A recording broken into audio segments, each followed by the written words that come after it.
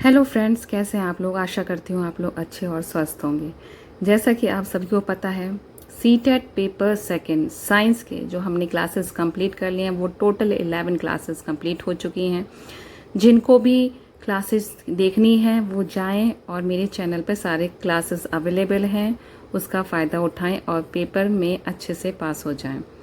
अब आज से मैं हिंदी और इंग्लिश दोनों की एक एक क्लासेस लेके आऊँगी।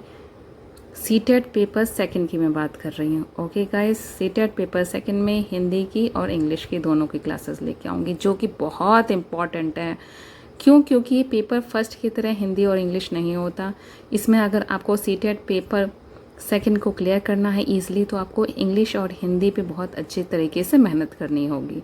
तो चलते हैं अपनी क्लास की ओर। ओके फ्रेंड्स, इससे पहले मैं आपसे ये कहना चाहती हूँ, अगर मोटिवेशन को बनाए रखना है, चैनल को आगे चलाना है, तो please like, share and subscribe करना बिल्कुल भी ना भूलें। तो चलते हैं अपनी क्लासेस की ओर। प्रक्रिया उपागम यानी कि लेखन कौशल, बहुत बेसिक पॉइंट है ये हिंदी का, बहुत बेसिक पॉइंट है, लेकिन क्वेश्चंस आता ही आता है। 100% ये क्वेश्चन आएगा ही आएगा, आप लिखवा लीजिए। पहला क्या है इसके अंदर, विचार विमर्श करना अथवा मंथन करना, ये फर्स्ट पॉइंट है। ओके फ्रेंड्स, सेकंड पॉइंट है मुख्य बिंदु नोट करना, और थर्ड पॉइंट क्या है, रूपरेखा तैयार करना। मैं पहले पॉइंट आपको सारे बता देती हूँ, फिर मैं बताऊंगी क्या इनका मतलब होता है। इनका मतलब होता क्या है, प्रक्रिया उपागम या लेखन कौशल के अंतर्गत आता क्या है ये, ठीक है। फिफ्थ है हमारा संशोधन, और सिक्स्थ हमारा क्या है, संपादन, ठीक है। तो सबसे पहले हम किसी जब काम को करने जाते हैं तो हम क्या करते हैं, सबसे पहले हम उसकी प्लानिंग करते हैं कि कैसे क्या करना है, मतलब ये चीज़ कैसे तैयार करना होगा, इसका आखिर में क्या रिजल्ट आएगा, ठीक है। हम उसके जो इम्पोर्टेंट जो पॉइंट होते हैं हम उन्हें नोट डाउन कर लेते हैं, ताकि हमें अपने प्लान को एग्जीक्यूट करने में आसानी रहे। अब हम उसका क्या होता है, हम उसका मॉडल तैयार कर लेते हैं प्लान का। तो बिल्कुल जो इंग्लिश में जो सारी चीज़ें होती हैं, प्लान बनाया, उस पर डिस्कस किया, फिर उसके पॉइंट को नोट डाउन किया, फिर हमने उसका मॉडल तैयार किया, फिर हमने उस मॉडल के बारे में अपना लिखा कि हमें ये पहले ये प्लान किया, डिस्कस किया, नोट लिखा, और फिर हम उसमें देखते हैं कि क्या इसमें कुछ चीज़ छूट तो नहीं गई। फिर हम उसमें संशोधन करते हैं, फिर हम उसका संपादन करते हैं, ठीक है। तो संपादन मतलब उसका बिल्कुल हमने फाइनली सब कुछ कर लिया। तो ये होता है हमारा क्या होता है, लेखन कौशल। तो लेखन कौशल के अंतर्गत ये सारी चीज़ें आती हैं, ठीक है फ्रेंड्स। अंतिम प्रारूप या मूल्यांकन, फिर हम बिल्कुल लास्ट का है हमारा ये रिजल्ट, क्या रिजल्ट होता है। अब नेक्स्ट चलते हैं, घोषणात्मक ज्ञान। घोषणात्मक ज्ञान नाम से ही पता लग रहा है फ्रेंड्स, सीटेट पेपर सेकंड है और सेकंड की हिंदी और इंग्लिश बहुत टफ है। कोई अगर ये सोच रहा है कि बस नॉर्मल हिंदी और इंग्लिश के क्वेश्चंस आएंगे, तो बिल्कुल ये वहम में मत रहना। पेपर बहुत हार्ड आएगा, पेपर को क्लियर करना है तो अच्छे से पढ़ाई कर लो, ठीक है। तो हमारा क्या है, घोषणात्मक ज्ञान। तो घोषणात्मक ज्ञान नाम से ही पता लग रहा है कि घोषणा करके जो ज्ञान मिले उसे घोषणात्मक ज्ञान कहते हैं। ये तो नॉर्मल वे में हमने समझ लिया, इसके अंदर क्या होता है, अंदर देखो। सिर्फ मैं इम्पॉर्टेंट पॉइंट बताऊंगी जो एग्जाम में आता है। एक एक पॉइंट को बहुत बारीकी से पढ़ना है, कुछ नहीं छोड़ना है, जितना पढ़ाया उतना पढ़ लो, पास होने से कोई नहीं रोक सकता। यह है घोषणात्मक ज्ञान। क्या है, यह है व्याकरण तत्वों के बारे में ज्ञान। जितने भी व्याकरण से रिलेटेड जो तत्व होते हैं उनके बारे में जो ज्ञान मिलता है वो कहाँ मिलेगा, घोषणात्मक ज्ञान के जरिए ही मिलता है। इसमें अब क्या है, सेकंड चीज, व्याकरण के प्रकारों के बारे में ज्ञान, वर्णन करना और बाद में उसे औपचारिक परिस्थितियों में प्रयोग करना। सबको पता है कि जो व्याकरण क्या होता है, व्याकरण एक तरह से ग्रामर कह लो। हिंदी में व्याकरण, इंग्लिश में ग्रामर। इनका यूज कहाँ होता है, इनका औपचारिक का मतलब क्या होगा, ऑफिशियली जब हम किसी चीज़ का यूज़ करते हैं तो वो औपचारिकता ही कहलाती है।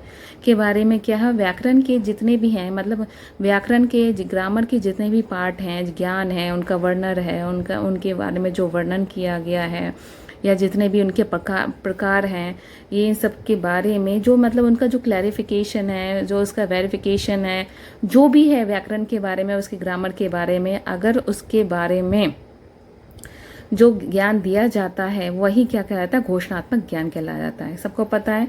और हमेशा ये बहुत इंपॉर्टेंट चीज़ ध्यान रखना कि व्याकरण का सीधा संबंध औपचारिकता से ही होता है। औपचारिक इंग्लिश में क्या बोलेंगे, ऑफिशियली। क्यों? क्योंकि देखो भी, अगर इंग्लिश बोल रहे हो तो इंग्लिश में अगर ग्रामर प्रॉपर ना भी हो तो भी इंग्लिश माना जाएगा, लेकिन आपको अगर ग्रामर से रिलेटेड इंग्लिश बोलना है तो उसमें ग्रामर होना ही चाहिए। तो वैसे ही इसमें व्याकरण होता है। अगर हिंदी में भी व्याकरण है, हिंदी में आप बोल रहे हो, आगे पीछे बोल सकते हो, लेकिन जब लिखोगे तो व्याकरण के साथ ही तो लिखना होगा। मात्राएं इधर होनी चाहिए, मात्राएं बड़ी की होनी चाहिए, मात्राएं छोटी की होनी चाहिए, कैसा होना चाहिए, तो वही चीज़ है। तो ये औपचारिक या ऑफिशियल है। ठीक है, नेक्स्ट चलते हैं।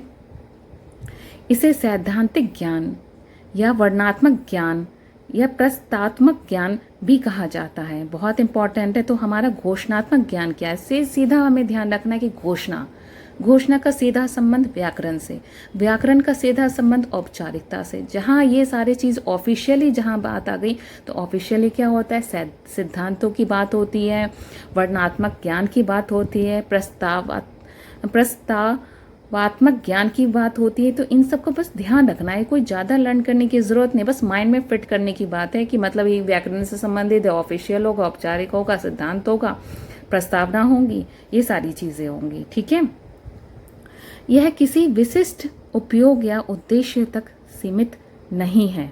बिल्कुल ठीक है, क्योंकि ये विशिष्ट उपयोग मतलब ये इसकी लिमिटेशन फिक्स नहीं है, मतलब इसका उपयोग बहुत सी जगह किया जा सकता है। जाहिर सी बात है, बोलने वाला व्याकरण में भी बोल के कर सकता है, मतलब ईजिली तरीके से सब कुछ, मतलब जहाँ उसको लगेगा कि रुकना चाहिए रुक जाएगा बोलने टाइम, जहाँ उसको फ्लुएंटली बोलना चाहिए वो बोल लेगा। लिखने टाइम भी ऐसा ही होता है, लिखने टाइम में तो कोमा, फुल स्टॉप वगैरह यूज़ होता ही है, तो उस अकॉर्डिंग ये बोला गया है।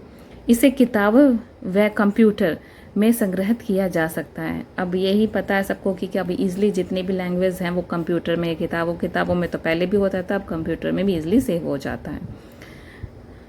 नेक्स्ट क्वेश्चन हमारा क्या है, अध्ययन कौशल। बहुत इंपॉर्टेंट टॉपिक मैं हिंदी में पढ़ा रही हूँ आपको। ये क्लासेस अगर आपने मिस कर दी तो समझ लो आपने सीटेट पेपर सेकंड में पास होना मिस कर दिया।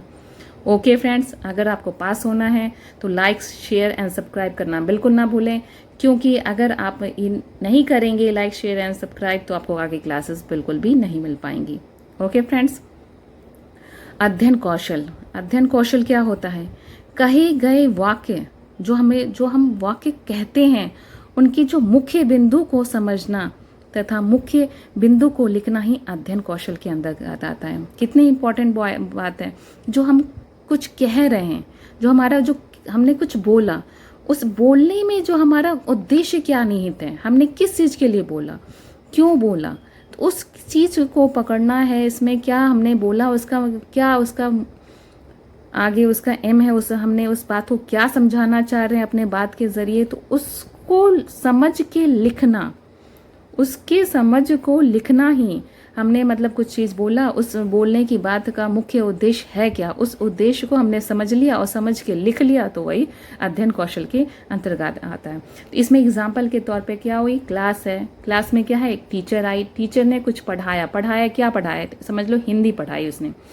हिंदी में उसने बोला कि अब भैया ये चीज़ है, ऐसा है वैसा है, ग्रामर में पढ़ा रही हूँ, ये व्याकरण है, व्याकरण में ये चीज़ आते ही हैं, आपको बिल्कुल नोट करना है। तो जो उन्होंने बोला कि आपको ये सारी चीज़ें नोट करनी ही है, बहुत इंपॉर्टेंट हैं, तो बच्चों ने ये चीज़ अच्छे से समझ लिया कि भाई ये सारी चीज़ें बहुत इंपॉर्टेंट हैं।